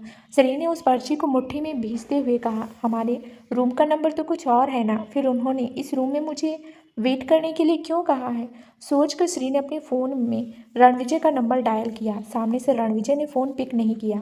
श्री ने फ़ोन काटते हुए कहा, शायद मीटिंग में है इसलिए फ़ोन साइलेंट पर रखा होगा। चलो अब मैं 806 में ही इनका वेट करती हूँ। सोचकर श्री लिफ्ट की तरफ बढ़ गई। कुछ देर बाद श्री रूम नंबर 806 के सामने खड़ी हुई थी। श्री रूम का डोर ओपन करने ही वाली थी, तभी उसने कहा, मैं इसकी चाबी लाना तो भूल ही गई, पर अगर रणविजय ने कहा है तो शायद ये डोर अनलॉक हो। ये सोचकर श्री ने ऐसे ही ट्राई करने के लिए डोर की नॉब को घुमाया। इसी के साथ डोर अनलॉक हो गया। श्री डोर ओपन कर अंदर चली गई। ये रूम भी काफ़ी बड़ा था। हालांकि वो होटल एक 7 स्टार होटल था, तो जाहिर सी बात है वहाँ के रूम भी काफ़ी लग्जीरियस थे। श्री सोफे पर जाकर बैठी और उसने अपने पैरों से हील निकालकर अपने पैरों को हाथ से हल्का सा प्रेस किया। हील काफ़ी ज़्यादा ऊंची थी, जिसमें से श्री को अपने पैरों में दर्द महसूस हो रहा था। हील निकालने के बाद श्री को लग रहा था जैसे अब जाकर उसकी जान में जान आई हो। कहीं ना कहीं उसे रूम में आकर थोड़ा बेटर फील हो रहा था, क्योंकि नीचे पार्टी में ना तो वो किसी को जानती थी और वैसे भी वो सोफे पर बैठे हुए खुद को काफ़ी अनकंफर्टेबल फील कर रही थी, और दूसरा अनजान लोग बार बार उसके पास आकर कोई ना कोई बात कर ही रहे थे, जिससे श्री थोड़ा इरिटेट भी हो रही थी। श्री ने अपना सिर सोफे के पीछे की साइड पर टिका लिया, अपना सिर और अपनी आंखें बंद कर कुछ देर रिलैक्स करने लगी। तभी रूम का डोर एक बार फिर से ओपन हुआ। श्री ने अपनी आंखें खोलकर डोर की तरफ देखा, लेकिन जैसे ही एक शख्स को अंदर आते देखा, श्री एकदम चौंक कर खड़ी हो गई, क्योंकि उस डोर के अंदर अभय आ रहा था। अभय रायचंद को उस रूम में देखकर श्री ने थोड़ा घबराई आवाज़ में पूछा, तुम यहाँ क्या कर रहे हो? तो अभय ने रूम का डोर लॉक किया और फिर श्री की तरफ बढ़ते हुए कहा, तुम्हें क्या लगता है कि मैं इस रूम में क्या करने आया होऊंगा? श्री ने अपनी कदम पीछे लेते हुए कहा, देखो अभय रायचंद, चुपचाप यहाँ से चले जाओ, मेरे पति अभी आते ही होंगे। अभय ने पहले तो श्री को बिना किसी भाव के देखा और फिर एकदम हंसते हुए कहा, ओह रियली श्री, तुम्हें लगता है कि यहाँ तुम्हें रणविजय ने बुलाया है? अभय की बात सुनकर श्री ने कन्फ्यूज होते हुए पूछा, कहना क्या चाहते हो? तो अभय ने एक एबल स्माइल के साथ कहा, यही कि इस रूम में मैंने तुम्हें बुलाया है, ना कि रणविजय ने। ये सुनकर श्री का चेहरा एकदम सफ़ेद पड़ गया। वो खुद से ही बोली, मतलब वो पर्ची रणविजय ने नहीं भेजी थी, इन्होंने भेजी थी। तभी श्री को अभय की मौजूदगी अपने बहुत ही करीब महसूस हुई। उसने जैसे ही नज़र उठाकर सामने की तरफ देखा तो अभय उसके बहुत करीब खड़ा हुआ था, जिस वजह से श्री झटके से पीछे हुई और अभय की तरफ उंगली पॉइंट करते हुए कहा, ये तुमने अच्छा नहीं किया अभय, रणविजय को अगर पता चला तो। पर इससे पहले कि श्री अपनी बात पूरी कर पाती, अभय ने उसकी कलाई पकड़ते हुए कहा, तो क्या होगा श्री? पिछली बार की तरह इस बार भी रणविजय तुम्हें ही गलत समझेगा, ना कि मुझे। तो इसलिए कह रहा हूँ, प्यार से मेरी बात मान लो, वरना ज़बरदस्ती तो मैं तुम्हारे साथ कर ही लूँगा, और तुम मेरा तब भी कुछ नहीं कर सकती थी। अभय की बात पर श्री को इतना गुस्सा आया कि उसने अपने दूसरे हाथ का इस्तेमाल करते हुए अभय के मुंह पर एक जोरदार थप्पड़ जड़ दिया, जिससे अभय का चेहरा दूसरी तरफ झुक गया। श्री अब गुस्से से अपनी आंखें लाल किए अभय को देख रही थी। वहीं अभय ने पलटकर श्री की तरफ देखा और उसके बाल को कसकर पकड़ते हुए उसके चेहरे के करीब झुका और गहरी मगर डरा देने वाली आवाज़ में कहा, ये तुमने अच्छा नहीं किया श्री। कहा था कि प्यार से मेरी बात मान जाओ, पर शायद तुम खुद चाहती हो कि मैं तुम्हें बेइंतहा दर्द दूँ, तो फिर अब भुगतो, कहकर अभय ने श्री को बेड की तरफ धकेल दिया। अभय के ऐसा करने से श्री के मुंह से डर की वजह से एक चीख निकली। उसने पलटकर अभय की तरफ देखा। अभय ने अपने ब्लेजर को उतारकर साइड में फेंका और श्री की तरफ अपनी कदम बढ़ाते हुए कहा, वैसे श्री वाकई में इस ड्रेस में तुम आज कहर लग रही हो। श्री पीछे की तरफ खिसकते हुए बोली, ये तुम सही नहीं कर रहे हो अभय, मैं कह रही हूँ मुझे जाने दो। रणविजय को अगर पता चला वो तुम्हें छोड़ेगा नहीं। अभय ने श्री के पैर पकड़कर उसे अपने करीब खींचते हुए कहा, पता चलता है तो चलने दो, मैं डरता नहीं हूँ किसी से, और वैसे भी खूबसूरत लड़कियाँ मेरी कमज़ोरी है, और अगर एक बार मेरी नज़र किसी पर पड़ जाए तो उसे तो मैं अपना बना कर रहता हूँ, जैसे कि तुम। आज मैं अपनी सारी हसरतें तुमसे पूरी करूँगा। कहने के साथ ही अभय अब पूरी तरह से श्री पर हावी हो गया था। वहीं श्री उससे छूटने के लिए रो रही थी, उसकी आगे गिड़गिड़ा रही थी, पर अभय तो जैसे उस पर टूट ही पड़ा था। श्री किसी तरह से खुद को बचाना चाहती थी, वो जितना हो सकता था उसका उतना स्ट्रगल कर रही थी। तभी पता नहीं कहाँ से श्री के अंदर इतनी हिम्मत आई कि उसने एक जोर का धक्का अभय को दिया, जिससे अभय बेड पर ही उसके बगल में ही गिर गया। श्री कुर्ता फुर्ती के साथ बेड से खड़ी हुई और अपने आसपास कुछ ढूंढने लगी। अभय एक बार फिर से बेड से उठकर श्री की तरफ बढ़ा ही था। वहीं श्री जो अपनी हिफाजत के लिए कुछ ढूंढ रही थी, उसे कुछ और तो नहीं मिला, पर उसने टेबल लैंप उठाकर सीधा अभय के ऊपर फेंक दिया। अभय का ध्यान उस टेबल लैंप से बचने की तरफ था। इसी पल का फ़ायदा उठाकर श्री जल्दी से दरवाजे की तरफ बढ़ी और दरवाजे को खोलकर बाहर निकल गई। अभय जब थोड़ा संभला तो उसने डोर की तरफ देखा और चिल्लाते हुए कहा, श्री रुक जाओ, तुम ऐसे मुझसे बचकर नहीं भाग सकती। कहते हुए अभय भी डोर ओपन कर बाहर भागा। श्री अभय से बचकर कॉरिडोर में भागी जा रही थी। अभय उसे पकड़ने के लिए उसके पीछे भागा और उस पर एक बार फिर से चिल्लाया, श्री मैंने कहा रुक जाओ। श्री ने एक बार पलटकर पीछे की तरफ देखा और जल्दी से लिफ्ट के अंदर घुस गई और जल्दी ही उसने ग्राउंड फ्लोर का बटन दबा दिया। उसे जो समझ आ रहा था वो सिर्फ वही कर रही थी। उसे नहीं पता था उसे क्या करना है क्या नहीं करना है। उसे तो बस इस अभय रायचंद नाम के इस राक्षस से दूर भागना था। वहीं श्री डरी हुई आंखों से अभय को देख रही थी। अभय जब तक उस लिफ्ट के पास पहुंचा, लिफ्ट का डोर बंद हो चुका था। अभय ने गुस्से से एक जोर का पंच लिफ्ट के साइड वाली दीवार पर मारा और अपने बालों में हाथ फेरते हुए कहा, ये मेरे हाथ से नहीं निकल सकती, ये मुझे चाहिए किसी भी कीमत पर। वहीं लिफ्ट का डोर बंद होते ही श्री लिफ्ट की दीवार से ही लगकर खड़ी हो गई और अपनी आंखें बंद किए जोर जोर से सांस लेने लगी। इस वक्त वो नहीं जानती थी कि उसका रोम रोम कांप रहा था। कुछ ही देर में लिफ्ट का डोर ओपन हुआ और श्री जल्दी से लिफ्ट से बाहर की तरफ भागी। वहीं दूसरी तरफ इसी होटल के प्राइवेट रूम में रणविजय अभी भी अपनी मीटिंग में बिजी था। तभी उसके असिस्टेंट अनुराग ने के फ़ोन पर किसी की कॉल आई। मीटिंग में किसी तरह का डिस्टरबेंस ना हो इसलिए अनुराग फ़ोन लेकर रूम से बाहर आ गया। उसने फ़ोन पिक करके कान पर लगाया और कहा, कहो क्यों फ़ोन किया है और काम हुआ कि नहीं। तभी सामने से कुछ ऐसा कहा गया जिसे सुनकर अनुराग के फेस पर चिंता की लकीरें नज़र आने लगी। उसने जल्दी से कहा, ठीक है, मैं अभी सर को इन्फॉर्म करता हूँ। उसने कॉल डिस्कनेक्ट किया और जल्दी से रूम के अंदर आया। रणविजय अभी भी इस मीटिंग में किसी इंपॉर्टेंट डिस्कशन में बिजी था। अनुराग ने अपना गला साफ करते हुए कहा, एक्सक्यूज़ मी सर। रणविजय ने अनुराग की तरफ देखा तो अनुराग ने आगे झुककर धीरे से रणविजय के कान में कुछ कहा, जिसे सुनकर अनुराग झटके से खड़ा हो गया। व्हाट? ये क्या कह रहे हो तुम? अनुराग ने पहले आसपास बाकी इन्वेस्टर की तरफ देखा जो रणविजय की इतनी शॉकिंग रिएक्शन को देखकर थोड़ा कंफ्यूज थे।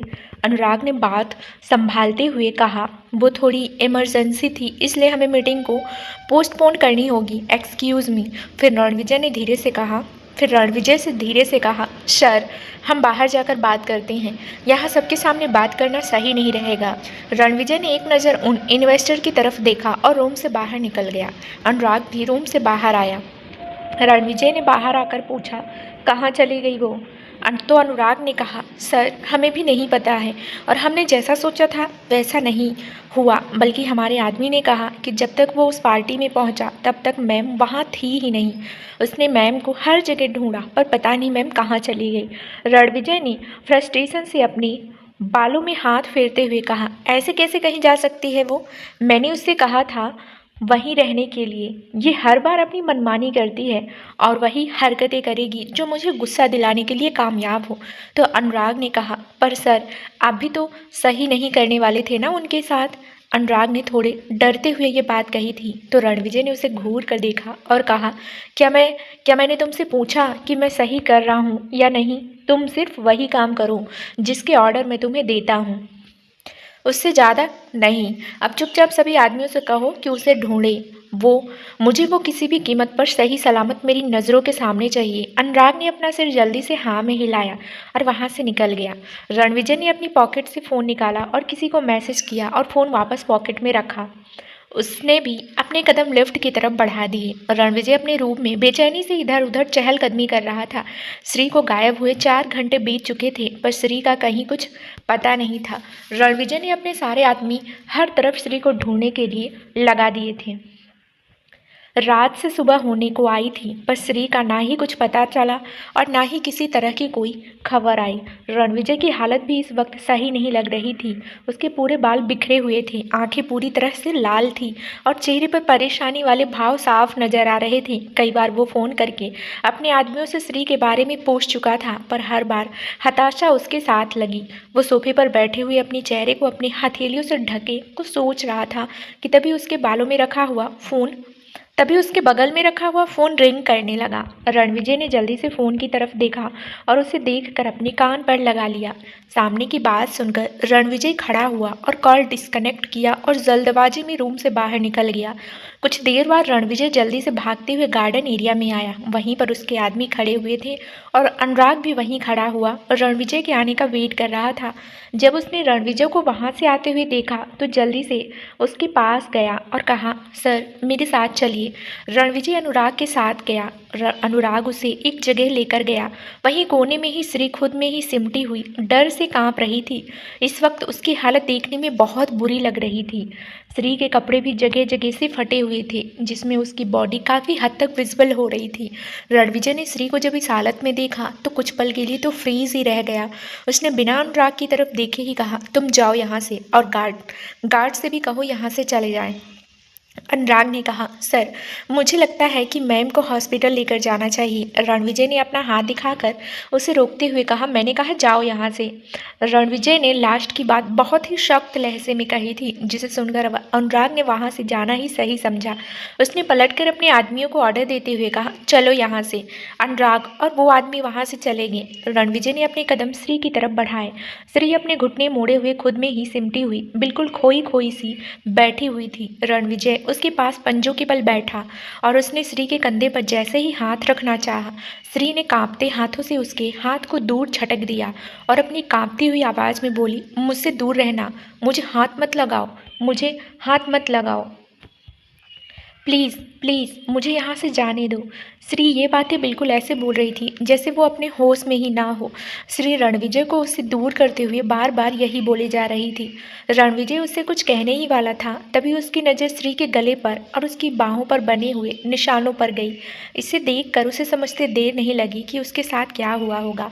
उसने अपना ब्लेज़र उतार कर श्री को अच्छी तरह से कवर किया और श्री से कहा, श्री होश में आओ, मैं हूँ, और कहाँ चली गई थी तुम? रणविजय के ऐसे ही जोर से बोलने से श्री जैसे अपने होश में आई और कुछ पल तक रणविजय की तरफ बिना किसी भाव के देखती रही। फिर अचानक ही श्री रणविजय को पकड़कर जोर जोर से रोने लगी। रणविजय साफ महसूस कर पा रहा था श्री की पूरी बॉडी डर से कांप रही है। वहीं श्री डर की वजह से रणविजय को और भी ज़्यादा कसकर पकड़कर रो रही थी। रणविजय, जिसके दोनों हाथ अभी भी हवा में ही थे, उन बाहों ने धीरे धीरे श्री के चारों तरफ अपना घेरा कस लिया और श्री को अपनी बाहों में समेट लिया। श्री काफ़ी देर तक रणविजय के सीने पर सिर रखे रोए जा रही थी। रणविजय को भी पता नहीं चला कि कब उसके एक हाथ श्री के बालों की तरफ चले गए और धीरे धीरे वो उन्हें सहलाने लगा। कुछ ही देर में रणविजय को महसूस हुआ कि श्री कुछ भी रिएक्ट नहीं कर रही है। रणविजय ने श्री को खुद से दूर किया तो श्री पूरी तरह से बेहोश हो गई थी। रणविजय ने श्री को गालों को थपथपाते हुए उसे होश में लाने की कोशिश की। श्री उठो, बोलो क्या हुआ है तुम्हारे साथ? बस श्री पूरी तरह से अपनी होश खो बैठी थी। रणविजय ने जल्दी से उसे अपनी गोद में उठाया और वहाँ से चला गया। अनुराग कुछ ही दूरी पर खड़ा हुआ अपने आदमियों को कुछ इंस्ट्रक्शन दे रहा था जब उसकी नज़र रणविजय पर गई, जो स्त्री को गोद में उठाए लिफ्ट की तरफ जा रहा था। अनुराग ने रणविजय के पीछे आते हुए कहा, बॉस क्या हुआ, क्या हमें डॉक्टर को बुलाना चाहिए? और रणविजय ने लिफ्ट के अंदर जाते हुए कहा, हाँ जल्द से जल्द डॉक्टर को भेजो, और बटन प्रेस कर दिया। इसी के साथ लिफ्ट का डोर बंद हुआ। अनुराग ने जल्दी से डॉक्टर को कॉल किया और रणविजय के रूम में आने के लिए कहा। कुछ ही देर में रणविजय श्री को अपने रूम में वापस ले आया था। उसने संभाल कर श्री को बेड पर लिटाया। श्री के कपड़े पूरी तरह से जगह जगह से फटे हुए थे, तो रणविजय ने कवर्ट से जाकर अपनी एक वाइट कलर की शर्ट निकाली और किसी तरह से श्री के कपड़े को चेंज कर उसे शर्ट को पहना दिया। रणविजय ने एक बार फिर से श्री को अच्छी तरह से बेड पर लेटाया और उसके ब्लैंकेट से उसको अच्छी तरह से कवर किया। तभी उसके रूम के डोर पर नॉक हुआ। रणविजय ने जाकर रूम का डोर ओपन किया तो अनुराग अपने साथ में एक लेडी डॉक्टर को लिए खड़ा हुआ था। रणविजय ने कहा, अंदर चलिए। वो लेडी डॉक्टर अंदर चली गई। उसने जब श्री की तरफ देखा तो उसकी हालत देखकर उसे समझते देर नहीं लगी कि उसके साथ क्या हुआ होगा। उस लेडीज डॉक्टर ने अजीब नज़रों से पहले रणविजय की तरफ देखा। उसे तो लग रहा था कि रणविजय ने ही इसके साथ में कुछ ऐसा किया है। उस लेडीज डॉक्टर को अपनी तरफ ऐसे देखते देख रणविजय ने कहा, मैंने यहाँ तुम्हें मुझे देखने के लिए नहीं कहा और न ही बुलाया। चुपचाप मेरी बीवी को चेक करो, वो काफ़ी देर से बेहोश है। लेडी डॉक्टर ने अपना सर हाँ में हिलाया और फिर रणविजय से कहा, आप प्लीज़ बाहर जाइए, मुझे पेशेंट को अच्छे से चेक करना है। तो रणविजय ने कहा, मैं उसका हस्बैंड हूँ, आप उसे मेरे सामने भी चेक कर सकती हैं। रणविजय की जिद देखकर उस लेडीज़ डॉक्टर ने अनुराग की तरफ देखा, जैसे कह रही हो कि प्लीज़ इन्हें समझाइए। तो अनुराग लेडीज़ डॉक्टर की बात जैसे समझ गया और उसने रणविजय से कहा, सर प्लीज़ बाहर चलिए, वो आपके सामने मैम को चेक नहीं कर पाएंगी। रणविजय ने अब ना चाहते हुए भी अपने कदम रूम के बाहर बढ़ा दिए। वो बेचैनी से इधर से उधर चहलकदमी कर रहा था। तभी अनुराग के पास किसी का कॉल आया। अनुराग ने कुछ दूरी पर जाकर कॉल अटेंड की और सामने वाले से कुछ देर बात करने के बाद उसने फ़ोन डिस्कनेक्ट किया और वापस रणविजय के पास आते हुए कहा, सर मुझे आपको कुछ दिखाना है। रणविजय ने अनुराग की तरफ देखा और पूछा, क्या दिखाना है?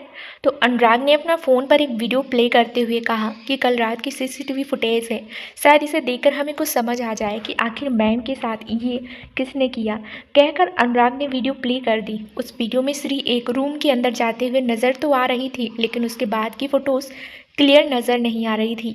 शायद किसी ने उस कैमरे के साथ कोई छेड़खानी की थी। रणविजय ने अनुराग से कहा, श्री खुद उस रूम में गई थी, पर क्यों? मैंने ऐसे मना किया था कहीं भी नहीं जाने के लिए, फिर किस वजह से वहाँ गई थी? अनुराग ने कहा, सर ये तो हमें बाद की फ़ोटोज़ देखकर ही समझ आता ना, पर आप देख रहे हैं कि वो फ़ोटोज़ हमें क्लियर नज़र नहीं आ रही है। तो रणविजय ने पूछा, क्लियर क्यों नहीं नज़र आ रही हैं? पता करो, क्योंकि श्री की हालत देखकर साफ नज़र आ रहा है कि किसी ने उसके साथ ज़बरदस्ती। रणविजय आगे कुछ कहता तभी रूम का डोर ओपन हुआ और दोनों की ही नज़रें रूम से बाहर आ रही डॉक्टर पर जाकर ठहर गई। डॉक्टर ने थोड़े सीरियस एक्सप्रेशन के साथ कहा, देखिए उनके साथ ज़बरदस्ती करने की कोशिश की गई है और उनकी बॉडी पर दिख रहे निशानों को देखकर समझ सकते हैं कि उन्होंने काफ़ी स्ट्रगल किया है खुद को बचाने के लिए और ये स्ट्रेस को बर्दाश्त नहीं कर पाई हैं, इसी वजह से बेहोश हो गई हैं। तो प्लीज़ अभी उनका ख्याल रखने की बहुत ज़रूरत है। वैसे मैं इंजेक्शन दे दिया है, लेकिन अगर किसी भी तरह की दिक्कत होती है तो प्लीज़ आप मुझे इन्फॉर्म ज़रूर कर दीजिएगा। ठीक है, आप जाइए। अनुराग डॉक्टर को अपने साथ ले गया। रणविजय वापस रूम के अंदर आया और उसने रूम के डोर को अंदर से बंद किया और अपने कदम श्री की तरफ बढ़ा दिए। श्री की पलकें हल्के हल्के से हिल रही थी, जिसे देखकर रणविजय समझ गया कि अब श्री को होश आ गया है। रणविजय उसके बगल में ही बैठ गया और बिना किसी भाव के श्री के चेहरे को देखने लगा। श्री ने अपने हाथ को अपने सिर पर रखा और हल्का सा कहराते हुए कहा, अपनी आंखें खोली। सामने रणविजय को बैठे देखकर श्री एकदम से हड़बड़ाकर उठ बैठी। फिर उसने घबराहट से पूरे रूम पर नज़र डाली। रणविजय ने शांत आवाज़ में कहा, डरो मत, तुम इस वक्त अपने रूम में हो। श्री ने रणविजय की तरफ देखा और फिर अपने कपड़ों की तरफ। अपने आप को अपने रूम में देखकर श्री ने एक राहत भरी सांस ली। फिर उसने रणविजय से पूछा, मैं यहाँ कैसे आई? रणविजय ने उसके सवालों को इग्नोर करते हुए कहा, पहले मुझे ये बताओ कि तुम उस रूम में क्यों गई थी और कौन था जिसने तुम्हारे साथ ये करने की कोशिश की? रणविजय की बात सुनकर श्री तो, जो अभी तक थोड़ी डरी नज़र आ रही थी, अचानक ही गुस्से से रणविजय को देखने लगी। फिर रणविजय के सीने पर मारते हुए बोली, ये सब आपकी वजह से हुआ है रणविजय, सब आपकी वजह से। रणविजय ने श्री के दोनों हाथों को पकड़ा और शक्ति से कहा, मैंने क्या किया है? क्या मैंने तुम्हें कहा था उस रूम में जाने के लिए? तुम वहाँ अपनी मर्जी से गई थी। अब मुझे ये बताओ कौन था उस रूम में? श्री ने अपना चेहरा दूसरी तरफ करते हुए कहा, नहीं बताऊंगी। और क्यों बताऊं मैं? रणविजय ने श्री को देखकर थोड़ा इरिटेट होते हुए कहा, देखो श्री, जिद मत करो, मुझे बताओ किसने किया ये? श्री ने इस बार भी रणविजय की तरफ नहीं देखा और बिना कुछ कहे अपनी नज़रें दूसरी तरफ फेरे हुए बैठी रही। रणविजय ने श्री के चेहरे को पकड़कर अपने सामने किया और कहा, मैं आखिरी बार पूछ रहा हूँ, किसने किया? श्री ने रणविजय का हाथ अपने गाल से हटाया और बेड से खड़े होकर बोली, नहीं बताना मुझे, नहीं बताना, नहीं बताना। श्री लगभग सिसकते हुए बोली, क्योंकि उसे बार बार अभय की कही हुई बात याद आ रही थी कि चाहे कुछ भी हो जाए, रणविजय तुम्हारी बात पर भरोसा कभी नहीं करेगा। रणविजय खड़े होकर जैसे ही श्री की तरफ बढ़ा, श्री अपने कदम पीछे लेते हुए उस पर चिल्लाई, मेरे पास मत आना रणविजय, ये सब आपकी वजह से हुआ है, सब आपकी वजह से। आप जितनी बार मुझसे पूछेंगे मैं उतनी बार यही कहूँगी कि मुझे आपको कुछ नहीं बताना, क्योंकि मेरी तकलीफ़ से आपका कोई लेना देना नहीं है। रणविजय को पहले तो श्री पर हैरानी हो रही थी कि आखिर इसे हो क्या गया है, लेकिन उसने ये सोचकर अपने गुस्से को शांत किया कि शायद कल रात की वजह से श्री इतने ज़्यादा गुस्से में है और इस वक्त फ्रस्ट्रेशन में ही ऐसा व्यवहार कर रही है। श्री जैसे ही बालकनी की तरफ जाने के लिए मुड़ी, रणविजय ने उसे पीछे से अपनी बाहों में कसकर पकड़ लिया। श्री रणविजय के हाथ पर मारते हुए रो रही थी, छोड़ो मुझे, मैंने कह दिया ना, मुझे आपको कुछ नहीं बताना। आपको तो खुश होना चाहिए ना कि आपकी बजाय किसी और ने ही सही मुझे दर्द तो दिया। मुझे तो इस हालत में देखकर आप बहुत खुश होंगे ना रणविजय। नहीं बताना मुझे कुछ भी। श्री धीरे धीरे आउट ऑफ कंट्रोल हो रही थी, पर रणविजय ने उसे बहुत ही टाइटली होल्ड किया हुआ था। श्री जितना हो सकती थी उतनी ही रणविजय की पकड़ से छूटने की कोशिश कर रही थी। रणविजय ने धीरे से मगर शांत आवाज़ में कहा, शांत हो जाओ। शायद रणविजय की आवाज़ में कुछ तो ऐसा था कि श्री कुछ पल के लिए बिल्कुल ही चुप हो गए, लेकिन रोने की वजह से उसकी हिचकियां बंद बंध गई थी। श्री को शांत होते देख रणविजय ने उसे अपने सामने किया, फिर उसकी आंखों में देखते हुए कहा, तुम गलत कह रही हो श्री कि मुझे खुशी होगी कि कोई और तुम्हें दर्द दे। नहीं, तुम्हें दर्द देने का हक सिर्फ मेरा है, किसी और का नहीं। इसलिए पूछ रहा हूँ किसने किया ये सब। पर श्री ने अभी भी रणविजय को कोई जवाब नहीं दिया। वो सिर्फ सिसकते हुए रणविजय की आंखों में देख रही थी। रणविजय ने एक गहरी सांस ली और श्री को झटके से अपनी गोद में उठाया और उसे लेकर बालकनी की तरफ बढ़ गया। रणविजय उसे गोद में लिए हुए ही काउच पर बैठ गया और श्री का सिर अपने सीने से टिकाए धीरे धीरे उसके बालों को सहलाने लगा। रणविजय इतना तो समझ गया था कि वो जितना ज़्यादा श्री को प्रेशराइज करेगा, श्री उतनी ही ज़्यादा स्ट्रेस में आ जाएगी। और श्री अभी कल की हादसे की वजह से बहुत ही ज़्यादा स्ट्रेस में थी। पता नहीं क्यों, पर रणविजय को श्री को ऐसे देखकर काफ़ी हद तक बेचैनी हो रही थी। वहीं रणविजय इस बात को बर्दाश्त नहीं कर पा रहा था कि उसके अलावा किसी और ने श्री को छूने की कोशिश की, इसलिए उसका ये जानना बहुत ज़रूरी था कि ये हरकत किसने की है। वहीं श्री काफ़ी देर तक रणविजय के सीने पर सर रख सिसकते रही। कुछ देर बाद उसका सिसकना भी बंद हो गया। रणविजय ने अब एक बार फिर से श्री से और बहुत ही शांत आवाज़ में कहा, आप बताओ श्री, कल क्या हुआ था। देखो, अब मैं आखिरी बार तुमसे प्यार से पूछ रहा हूँ, तो तुम भी अब बिना किसी जिद के मुझे सारी बात बताओगी। श्री ने अपना सर उठाकर रणविजय की तरफ देखा और कहा, कोई फ़ायदा नहीं है रणविजय, क्योंकि पहले की तरह आप भी मुझे ही गलत समझेंगे। अगर आप उस वक्त मुझे गलत नहीं समझते तो उसकी हिम्मत ना बढ़ती। श्री की बात सुनकर रणविजय समझ गया कि श्री अभय की बात कर रही है। फिर भी उसने कंफर्म करने के लिए दोबारा पूछा, क्या तुम अभय रायचंद की बात कर रही हो। रणविजय के मुंह से अभय का नाम सुनकर श्री ने अपनी नज़रें नीचे झुकाते हुए कहा, हाँ। फिर श्री ने धीरे धीरे कर रणविजय को सब कुछ बता दिया, जिसे सुनकर रणविजय की आंखों के भाव बहुत ही ज़्यादा डेंजरस नज़र आ रहे थे। लेकिन जैसे ही उसकी नज़र श्री के चेहरे की तरफ गई, उसने अपने आप को एक बार फिर शांत करते हुए पूछा, क्या कहा था उस अभय ने तुमसे। श्री ने अपनी नम आंखों से रणविजय की तरफ देखा और कहा, यही कि वो मेरे साथ कुछ भी कर सकता है। और उसने मुझे ये भी कहा कि आप मुझे अपनी कहते कहते श्री का गला रूंध गया और वो एक बार फिर अपना सिर झुकाए रोने लगी, अपनी हथेलियों में अपना चेहरा छुपाए। वो आज के बाद तुम्हारे साथ बिल्कुल ऐसा बिहेव नहीं कर पाएगा, कहकर रणविजय ने श्री को गोद से उठाकर बगल में बैठाया और जैसे ही उठकर जाने लगा, श्री के दिमाग में पता नहीं उस वक्त क्या आया कि उसने दोनों हाथ से रणविजय के एक हाथ को पकड़ लिया। रणविजय ने पीछे पलटकर देखा तो श्री अपनी आंसुओं से भरी आंखों से उसे देखते हुए नाव में सिर हिला रही थी। रणविजय ने पूछा, क्या हुआ। तो श्री ने सुबकते हुए कहा, अभी आप कहीं मत जाइए प्लीज़, मुझे डर लग रहा है। श्री की आंखों में और उसकी बातों में एक रिक्वेस्ट नज़र आ रही थी, जिसे रणविजय चाह कर भी इग्नोर नहीं कर पाया और वो वापस श्री के बगल में ही बैठ गया। श्री ने अपना सिर रणविजय के गोद में रखा और वहीं काउच पर सिमट कर लेट गई। उसे इस वक्त वाकई में एक सहारे की ज़रूरत थी। ऐसे ही लेटे हुए उसे नींद भी आ गई। रणविजय जो वहीं बैठा हुआ अपना फ़ोन देख रहा था, जब उसने श्री की कोई हलचल ना करते हुए देखा तो श्री के चेहरे की तरफ देखा, जो अपने दोनों हाथ अपने गालों के नीचे रखे हुए सिमटी हुई सो रही थी। श्री को ऐसे सोते हुए देखकर रणविजय कुछ पल तक तो उसे देखता ही रह गया। श्री के चेहरे पर डर के अलावा एक दर्द भी नजर आ रहा था। रणविजय के हाथ खुद श्री के आंसुओं से भीगे गालों को सहलाने लगे। वहाँ का मौसम थोड़ा ठंड था, इस वजह से श्री शायद ठंड में थोड़ा कांप रही थी, क्योंकि इस वक्त उसने सिर्फ एक शर्ट ही पहनी हुई थी। ये महसूस करते ही रणविजय ने आहिस्ता से श्री को वापस अपनी गोद में उठाया और रूम के अंदर आ गया। उसने श्री को बेड पर अच्छे से लेटाकर ब्लैंकेट से कवर किया। फिर बालकनी की तरफ आकर उसने अपने फ़ोन में अनुराग का नंबर डायल किया। एक रिंग में ही अनुराग ने रणविजय का फ़ोन पिक कर लिया तो रणविजय ने अपनी सर्द आवाज़ में कहा, ये अभय रायचंद की कंपनी की सारी डिटेल मेरे पास 2 घंटे में पहुंच जानी चाहिए और कल सुबह जल्दी ही हमारी इंडिया वापस लौटने की तैयारी करो। सामने से अनुराग ने जल्दी से कहा, जी बॉस, मैं 2 घंटे में ही रायचंद इंडस्ट्रीज़ की सारी डिटेल्स आपके पास ले आऊँगा। रणविजय ने फ़ोन डिस्कनेक्ट किया और वापस रूम की तरफ आ गया। उसने एक नज़र श्री की तरफ देखा, जो गहरी नींद में थी। रणविजय जाकर सोफे पर बैठ गया और एक पैर पर दूसरा पैर चढ़ाए और अपना एक हाथ आर्म रेस्ट पर टिकाए हुए वो अपनी गहरी नज़रों से श्री को ही देख रहा था। उसे देखकर कोई नहीं कह सकता था कि रणविजय इस वक्त क्या सोच रहा है। आर्म रेस्ट पर रखे हाथ की 2 उंगलियां धीरे धीरे आर्म रेस्ट पर टैप कर रहा था।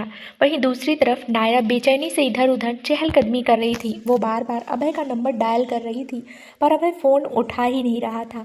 नायरा ने फ्रस्ट्रेट होते हुए कहा, ये इतना डरपोक निकलेगा मुझे पता नहीं था, पर अब मेरा फ़ोन क्यों नहीं उठा रहा है। तभी सामने से अभय का कॉल नायरा के फ़ोन पर आ गया तो नायरा ने एक रिंग में ही फ़ोन पिक करते हुए कान पर लगाया और सामने अभय पर चिल्लाते हुए कहा, तुम्हारा दिमाग खराब है अभय रायचंद। मैंने तुम्हारे लिए सारा रास्ता साफ कर दिया था, उसके बावजूद भी तुमने उसे श्री को अपने हाथ से निकल जाने दिया और अब खुद ऐसे गायब हो गए जैसे इस दुनिया में थे ही नहीं। तो सामने से अभय रायचंद ने कहा, मैं इसी दुनिया में हूँ नायरा। और क्या हुआ जो आज श्री मेरे हाथों से निकल गई, लेकिन कभी ना कभी तो मेरी चंगुल में फंसेगी ना, तब मैं उसे देख लूँगा। तो नायरा ने इरिटेट होते हुए कहा, अपनी बकवास बंद करो अभय रायचंद। वो रणविजय चौहान तुम्हें छोड़ेगा तब ना तुम अपने मकसद में कामयाब होगे। तो अभय ने लापरवाही से कहा, क्यों, तुम्हें लगता है कि वो रणविजय अपनी बीवी के लिए कुछ करेगा? मुझे तो नहीं लगता है, क्योंकि इसका पिछली बार का रिएक्शन देखकर मुझे तो यही लग रहा था कि इस बार भी वो अपनी बीवी को ही गलत समझेगा। और वैसे भी श्री के मेरे रूम में आने की फुटेज तो उन्हें मिल गई होगी, लेकिन वहाँ से जाने की तो नहीं। तो उस फुटेज को देखकर तो यही लगेगा ना कि श्री अपनी मर्जी से मेरे रूम में आई थी। नायरा ने डेविल स्माइल के साथ कहा, वो भी मेरी बदौलत, लेकिन तुम तो बेवकूफ़ हो, बेवकूफ़ियाँ किए जा रहे थे। मैंने ही उस फुटेज को डिलीट करवाया था ताकि सारा शक सिर्फ श्री पर जाए, लेकिन रणविजय को तो तुम इतना ज़्यादा हल्के में मत लो, वो बहुत शातिर है, उसे समझने में देर नहीं लगेगी। फ़िलहाल के लिए तुम कुछ वक्त के लिए गायब हो जाओ, और हाँ, अगर पकड़े भी गए ना तो मेरा नाम भूल से भी मत लेना। अभय ने हंसते हुए कहा, ओह, तो तुम खुद को बचाने के लिए मुझे फ़ोन पर फ़ोन किए जा रही थी। डोंट वरी, तुम्हारा नाम मैं कभी नहीं लूँगा और ये मेरा मैटर है, मैं खुद ही सॉल्व कर लूँगा। कहकर अभय ने कॉल डिस्कनेक्ट कर दिया। नायरा ने अपनी फ़ोन की तरफ देखा और अपना सिर हिलाते हुए कहा, ये अभय इतना कॉन्फिडेंस लगता कहाँ से है। दूसरे दिन ही रणविजय और श्री दोनों ही इंडिया के लिए निकल गए। पूरे रास्ते श्री ने रणविजय से कोई बात नहीं की। वो बहुत ही ज़्यादा गुमसुम नज़र आ रही थी, पर उसके अंदर बेचैनी थी वापस घर जाने की। जैसे ही रणविजय की गाड़ी चौहार हवेली आकर रुकी, श्री ने जल्दी से अपनी साइड का डोर ओपन कर अंदर की तरफ चली गई। रणविजय गाड़ी का डोर ओपन कर अंदर आया और उसने श्री को अंदर जाते हुए देखा और मन ही मन कहा, इतनी भी क्या जल्दी थी इसे यहाँ आने की। रणविजय ने भी अपने कदम हवेली के अंदर की तरफ बढ़ा दिए। श्री जब हॉल में आई तो हॉल में ही दादी उन दोनों के आने का वेट कर रही थी। कादम्बरी जी भी वहाँ मौजूद थी। श्री को देखकर दादी ने खड़े होते हुए अपनी बाहें फैलाई और कहा, आ गई मेरी बच्ची, मुझे तुम दोनों का ही इंतजार था। दादी को देखकर श्री अपने आप पर कंट्रोल नहीं कर पाई और जल्दी से जाकर दादी के गले लग गई। श्री की आंखों में आंसू बहने लगे। श्री को रोते देखकर दादी और कादम्बरी जी दोनों ही घबरा गई। दादी ने घबराते हुए श्री की पीठ को सहलाया और कहा, क्या हुआ, तुम रो क्यों रही हो? श्री दादी से थोड़ा दूर हुई, फिर अपने आंसू पोंछते हुए बोली, कुछ नहीं दादी, वो मुझे आपकी याद आ रही थी ना, इसलिए। श्री की बात सुनकर कादम्बरी जी और दादी दोनों ही मुस्कुराने लगी। कादम्बरी जी ने कहा, श्री, तुम सिर्फ 2 दिन के लिए गई थी और 2 दिन में ही तुम्हें याद आ गई। रणविजय भी अब तक हॉल में आ चुका था। उसने जाकर कादम्बरी जी के पैर छुए और दादी के भी। फिर श्री के चेहरे की तरफ देखा और उसके आंसू देख कर पूछा, तुम्हें क्या हुआ, रो क्यों रही हो? श्री ने रणविजय की बात का कोई जवाब नहीं दिया तो दादी ने कहा, अरे, इसे हमारी याद आ रही थी इसलिए रो रही है। वैसे सच बताओ, तूने मेरी बहू को डांटा तो नहीं है ना? कहीं ये हमें बताना ना चाहती हो और बहाना बना रही हो? रणविजय ने हैरानी से दादी की तरफ देखा और कहा, आप हमेशा मुझे ही गलत क्यों समझती हैं? मैंने आज इसे कुछ भी नहीं कहा है। अगर भरोसा ना हो तो अपनी लाडली बहू से पूछ लो। कहकर रणविजय अपने रूम की तरफ बढ़ गया। श्री ने उसे जाते हुए देखा और मन ही मन कहा, अगर मैंने दादी को बता दिया ना कि आपने मेरे साथ क्या क्या किया है तो सबसे पहले ये आपको ही घर से बाहर निकालेंगी। कादम्बरी जी अपनी व्हीलचेयर के सहारे श्री के पास आई और उसका हाथ पकड़ते हुए बोली, श्री बेटा, जाओ तुम भी फ्रेश हो जाओ, मैं तुम दोनों के लिए डिनर वहीं भिजवा दूंगी। श्री ने कादम्बरी जी के पास घुटनों के बल बैठते हुए कहा, नहीं माँ, मुझे आराम नहीं करना, मुझे आप दोनों के पास कुछ देर बैठना है। वहाँ पर मैंने सच में आप दोनों को बहुत मिस किया। श्री की बात सुनकर कादम्बरी जी ने प्यार से श्री के बालों में हाथ फेरा और कहा, ठीक है बेटा, हमने भी तुम्हें बहुत मिस किया। तभी एक और आवाज़ उन सभी के कानों में आई, अपनी बहू के आते आप मुझे तो भूल ही गई हैं आंटी। क्या आपको याद नहीं, किसी वक्त आपने मुझे भी अपनी बहू मान ही लिया था। ये आवाज़ नायरा की थी, जो अजीब सा एक्सप्रेशन के साथ श्री को देख रही थी। उससे बर्दाश्त नहीं हो रहा था कादम्बरी जी का श्री से इतना प्यार जताना। नायरा को इतने दिनों बाद वहाँ देखकर कादम्बरी जी ने मुस्कुराते हुए कहा, अरे नायरा, तुम आओ बेटा। दरअसल नायरा पहले ही गुस्से में आग बबूला हो रही थी कि रणविजय उससे एयरपोर्ट पर अकेला छोड़कर आ गया था। कहाँ तो नायरा ये सोच कर गई थी कि अब्रॉड में वो रणविजय के साथ टाइम स्पेंड करेगी, लेकिन श्री की वजह से उसे ये मौका मिला ही नहीं, क्योंकि रणविजय का फोकस श्री से हटा ही नहीं था। और यहाँ आकर जब उसने दादी और कादम्बरी जी को श्री पर इतना प्यार लुटाते देखा तो उसका खून तो जलकर काला हो गया। लेकिन वो कादम्बरी जी के सामने अपना गुस्सा जता नहीं सकती थी, इसलिए बनावटी मुस्कान लिए वो कादम्बरी जी के सामने आकर खड़ी हो गई। नायरा को आते देख श्री भी खड़ी हो गई और थोड़ा पीछे की तरफ हो गई।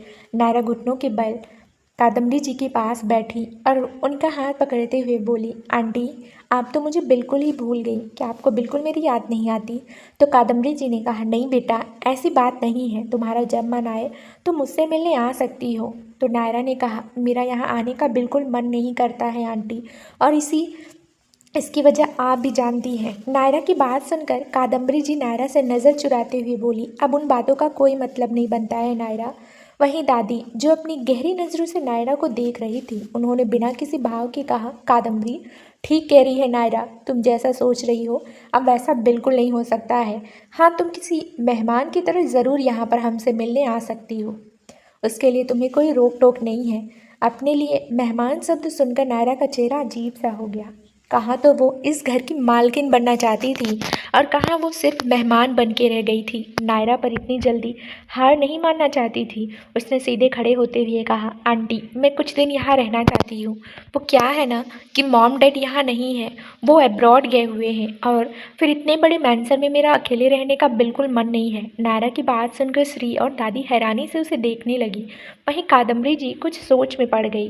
नायरा ने जब देखा कि कादम्बरी जी ने उसकी बात का कोई जवाब नहीं दिया तो उसने झूठी सैडनेस के साथ कहा, कोई बात नहीं आंटी, अगर आप नहीं चाहती तो मैं यहाँ नहीं रहूँगी। मैं तो बस आपको अपना मानती हूँ, इसलिए मैंने आपसे ये बात कही थी। कादम्बरी जी ने कहा, अरे नहीं बेटा, ऐसी बात नहीं है, तुम यहाँ रह सकती हो। कादम्बरी जी का ये कहना था कि नायरा की फेस पर एक बड़ी सी मुस्कान आ गई और वो जल्दी से कादम्बरी जी के गले लगते हुए बोली, थैंक यू आंटी, मुझे पता था कि आप मुझे मना नहीं करेंगी। आप सच में मुझे पहले की तरह ही प्यार करती हैं। वहीं श्री ने दादी की तरफ देखा तो दादी ने अपनी पलकें झपकाते हुए उसे शांत रहने का इशारा किया। श्री इतना तो समझ गई थी कि नायरा बिना किसी कारण तो यहाँ आकर रहेगी नहीं। ज़रूर उसके दिमाग में कुछ न कुछ तो चल ही रहा है। वहीं दादी जी के मन में भी यही चल रहा था। वह जानती थी कि उनकी बहू कादम्बरी बहुत ही ज़्यादा सीधी और सरल है। वो आसानी से किसी पर भी भरोसा कर लेती है, लेकिन दादी मामलों में बड़ी तेज़ थी। वो लोगों को परखना अच्छे से जानती थी, इसलिए वो समझ गई कि नायरा ज़रूर यहाँ पर किसी और ही मकसद से आई है। दादी ने एक सर्वेंट से कहा, नायरा का सामान गेस्ट रूम में रख दो और ध्यान रहे इसे किसी चीज़ की कमी न महसूस हो। दादी की बात सुनकर नायरा ने हड़बड़ाते हुए कहा, दादी, मुझे गेस्ट रूम में क्यों रखना है? मैं तो पहले भी कभी यहाँ रहती थी तो रणविजय के बगल वाले रूम में ही तो रहती थी ना। नायरा की बात सुनकर श्री हैरान रह गई कि क्या अब ये हमारे बगल वाले रूम में रहना चाहती है। वहीं दादी ने कहा, नहीं नायरा, अब उस फ्लोर पर सिर्फ मेरा पोता बहू और उसकी बीवी रहते हैं, तो मैं किसी को भी इजाज़त नहीं दूंगी कि कोई भी बाहर का आदमी उस फ्लोर पर आए। तुम यहाँ कुछ दिन रहना चाहती हो तो आराम से रहो, लेकिन गेस्ट रूम में उस फ्लोर पर जाने की परमिशन मैं तुम्हें नहीं देती हूँ। फिर कादम्बरी जी की तरफ देखते हुए कहा, बहू, अगर इसे मेरी बात समझ ना आई हो तो अच्छे से समझा देना। कहकर दादी ने श्री का हाथ पकड़ा और कहा, चलो श्री, मुझे तुमसे कुछ बात करनी है। श्री ने धीरे से अपना सर हाँ में हिलाया और दादी के साथ उनके रूम की तरफ चली गई। कादम्बरी जी ने नायरा की तरफ देखा और कहा, नायरा, माँ जी के बात का बुरा मत मानना, वैसे वो सही कह रही हैं। अब रणविजय के रूम में श्री भी रहती है और श्री रणविजय की बीवी है, तो उसे शायद पसंद ना आए तुम्हारा उसके बगल वाले रूम में रहना। तुम समझ सकती हो ना नायरा। नायरा ने अब एक छोटी स्माइल के साथ कहा, कोई बात नहीं आंटी, मैं मैनेज कर लूँगी। वो तो बस मैं भूल गई थी ना कि पहले और अभी आपकी सिचुएशन में बहुत अंतर आ गया है। आप इस बात को दिल से मत लगाइएगा, मुझे बिल्कुल बुरा नहीं लगा। कादम्बरी जी ने कहा, ठीक है, अब तुम अपने रूम में जाकर आराम करो। कहकर कादम्बरी जी अपनी व्हील चेयर के सहारे अपने रूम की तरफ बढ़ गई। वहीं नायरा जो एक छोटी स्माइल के साथ कादम्बरी जी से बात कर रही थी, उसके फेस की स्माइल एकदम से गायब हो गई और उसकी आंखों में गुस्सा उतर आया। उसने अपनी मुट्ठियां कसते हुए कहा, मैं भी देखती हूँ वो श्री कब तक मेरे रणविजय के रूम में रह पाती है, क्योंकि उस रूम पर और रणविजय पर सिर्फ मेरा हक है। तभी सर्वेंट ने नायरा से कहा, मैम, आपका सारा सामान आपके रूम में रख दिया है। नायरा ने बिना सर्वेंट की तरफ देखे ही गुस्से से उसे ऑर्डर देते हुए कहा, तो ठीक है, अब जाओ यहाँ से। सर्वेंट ने मन ही मन कहा, ये यहाँ पर आकर हमें ऑर्डर तो ऐसे देती है जैसे इस हवेली की मालकिन यही है। हमारी तो मालकिन भी हमसे कभी इस तरह से बात नहीं करती हैं। सोचकर सर्वेंट ने अजीब सा फेस बनाया और वहाँ से चला गया। वहीं नायरा दनदनाते हुए गेस्ट रूम की तरफ बढ़ गई। दादी का रूम। श्री दादी के पास ही उसके बेड पर दादी की गोद में सिर रखे हुए लेटी हुई थी। दादी प्यार से श्री के बालों को सहलाते हुए बोली, श्री, सच सच बताना, क्या वाकई में तुम इस वजह से रो रही थी कि तुम्हें हमारी याद आ रही थी, या फिर बात कुछ और है? दादी की बात सुनकर श्री कुछ सेकंड के लिए तो हड़बड़ा गई, फिर जल्दी ही मुस्कुराते हुए उसने दादी की तरफ देखा और कहा, दादी, मैं सच कह रही हूँ, मुझे वाकई में आपकी याद आ रही थी। तो दादी ने कहा, ठीक है, मान लिया, पर तुमसे एक बात कहूँ श्री। श्री ने पूछा, कहिए दादी, क्या कहना है? दादी ने अब सीरियस एक्सप्रेशन के साथ कहा, उस नायरा से बचकर रहना, पूरी चालाक लोमड़ी है वो, ऊपर से जो दिखती है अंदर से उतनी ही ज़्यादा सातिर है। श्री ने सीधा लेटते हुए दादी की तरफ देखा और कहा, जानती हूँ दादी। दादी ने श्री को समझाते हुए कहा, मैं यह भी नहीं जानती हूँ कि तुम भी बहुत भोली हो। मैं यह भी जानती हूँ कि तुम भी बहुत भोली हो, लोगों को पहचानना नहीं जानती हो। श्री ने मन ही मन कहा, क्या फ़ायदा दादी, जो अपना है ही नहीं, उस पर क्या हक जताना। श्री को अपने ही ख्यालों में गुम देखकर दादी ने कहा, क्या सोच रही हो? मैं तुमसे बात कर रही हूँ, कम से कम जवाब तो दो। श्री ने अपनी आंखें बंद करते हुए कहा, दादी, मैं बहुत थकी हुई हूँ, मुझे सोना है। दादी ने हंसते हुए कहा, श्री, तुम कब बड़ी होगी? बच्चे, चलो तुम सो जाओ, मैं तुमसे कल बात करूंगी। श्री ने अब दादी की बात का कोई जवाब नहीं दिया। दादी समझ गई कि श्री अब सो चुकी है। वाकई में श्री लंबे सफ़र से बहुत थक चुकी थी। श्री वाकई में बहुत थक चुकी थी, फिजिकल भी और मेंटली भी। उसे दादी की गोद में सिर रखकर सोने में बड़ा ही सुकून मिल रहा था और इसी सुकून की बदौलत वो नींद के आगोश में चली गई। रणविजय अपने रूम की बालकनी में रेलिंग के पास खड़ा होकर स्मोक कर रहा था। इस वक्त उसने अपना ब्लेज़र उतार दिया था और अपनी शर्ट की स्लीव्स को फोल्ड किए हुए था। स्लीव्स फोल्ड करने की वजह से रणविजय की बाह की स्ट्रॉन्ग मसल्स शो हो रही थी, जो वाकई में रणविजय की स्ट्रेंथ को शो कर रही थी। स्मोक करते हुए भी रणविजय किसी गहरी सोच में लग रहा था। अब वो क्या सोच रहा था, यह तो वही जानता था। उसका चेहरा इतना शांत था, उसकी आंखों के भाव उतने ही ज़्यादा गहरे नजर आ रहे थे। उसने सिगरेट को एश ट्रे में बुझाया और रूम में आ गया। रूम में उसे श्री कहीं नज़र नहीं आई तो उसने मन ही मन कहा, यह इतनी देर तक कहाँ है, अभी तक रूम में क्यों नहीं आई? रणविजय को श्री से कुछ बात करनी थी, इसलिए रणविजय रूम से बाहर निकल गया। रणविजय सीढ़ियाँ उतरते हुए जब नीचे आया, वहीं नायरा हॉल में बैठी हुई कादम्बरी जी से कुछ बात कर रही थी। नायरा ने जब रणविजय को नीचे आते हुए देखा तो उसकी आंखों की चमक एकदम से बढ़ गई। वो रणविजय से कुछ कहने के लिए आगे बढ़ी ही थी कि रणविजय ने उसे इग्नोर किया और कादम्बरी जी से पूछा, मॉम, श्री कहाँ है? तो कादम्बरी जी ने मुस्कुराते हुए कहा, रणविजय, श्री तो दादी के रूम में है। वहीं नायरा को इस तरह से इग्नोर करने से और श्री के बारे में पूछने की वजह से नायरा को अपनी इंसल्ट फील हुई, पर किसी तरह से वो अपने गुस्से को अंदर ही अंदर दबा गई। उसने एक बार फिर बनावटी स्माइल के साथ कहा, रणविजय, मैं तुमसे कुछ बात करना चाहती हूँ। रणविजय ने नायरा की तरफ देखते हुए पूछा, नायरा, इतनी रात को तुम यहाँ? रणविजय ने जिस लहजे में नायरा से बात पूछी थी, नायरा ने थोड़ी सी एम्बॉर्समेंट से अपनी नज़र झुका ली, फिर वापस रणविजय की तरफ देखते हुए कहा, हाँ, वो कुछ दिनों के लिए मैं यहाँ रहने आई हूँ। तो रणविजय ने पूछा, पर तुम यहाँ क्यों रहने वाली हो? तो दोस्तों, आगे इस कहानी में क्या होने वाला है, ये जानने के लिए इस कहानी का अगला भाग ज़रूर सुनें, जो जल्द ही इस चैनल पर प्रसारित कर दिया जाएगा।